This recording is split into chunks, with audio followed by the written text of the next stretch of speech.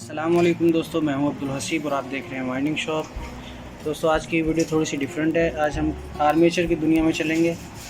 तो आज हम आपको बताएंगे कि आर्मेचर को काट के तार कैसे निकालते हैं। आर्मेचर बनाने से पहले आर्मेचर को काट के तार निकालना भी आना चाहिए।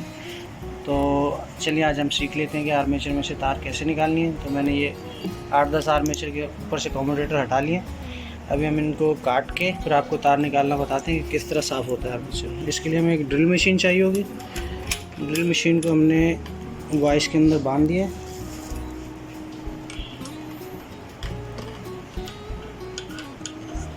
आर्मेचर को जिस तरफ कम्यूटेटर लगता है उसकी तरफ जो शाफ्ट है उस तरफ इसको टाइट करना है। और हमें एक आरी चाहिए होगी, आरी का ब्लेड चाहिए होगा, सिंगल साइड वाला पत्ते वाला। और फिर अभी हम इसको आर्मेचर को काट लेंगे।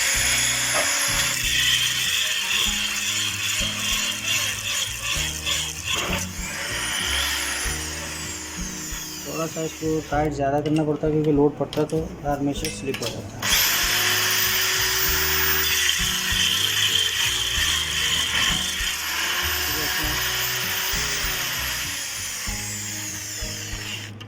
आर्मेचर कट चुका है, अभी मैं आपको निकाल के दिखाता हूँ।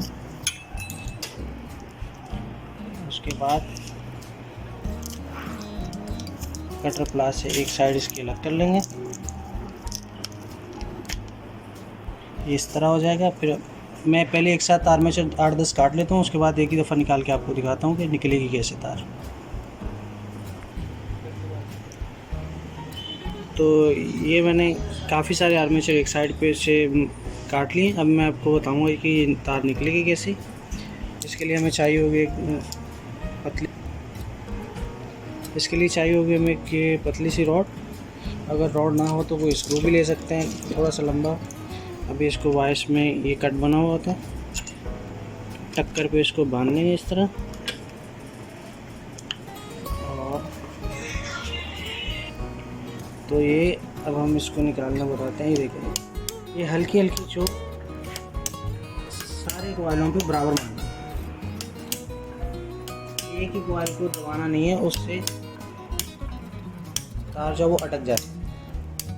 तो जब हम बराबर मारेंगे चोट तो ये पूरा कॉइल इस तरह बाहर निकल आएगा। फिर दूसरी साइड पे इसको डाल के हल्की सी चोट पड़ेगी और ये हमारा पूरे का पूरा कॉइल इस तरह बाहर निकला है।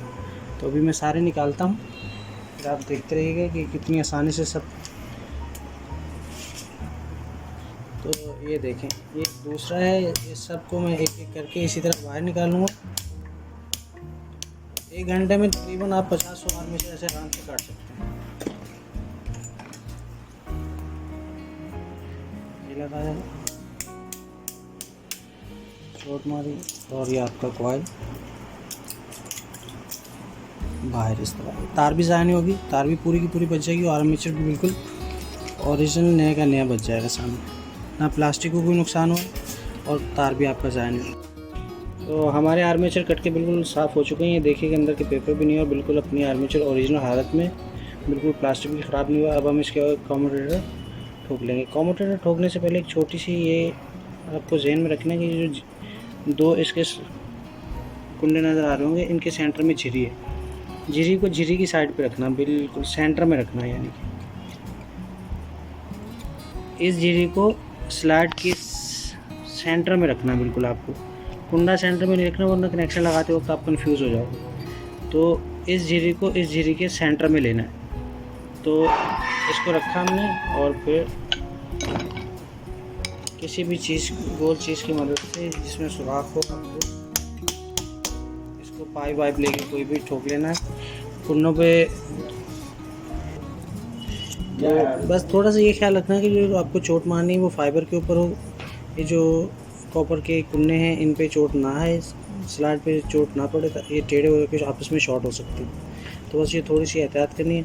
दोस्तों आपको हमारी ये छोटी सी टेक्निक कैसी लगी कमेंट सेक्शन में ज़रूर बताइएगा। अपना बहुत ख्याल रखिएगा, हमें दुआ में याद रखिएगा।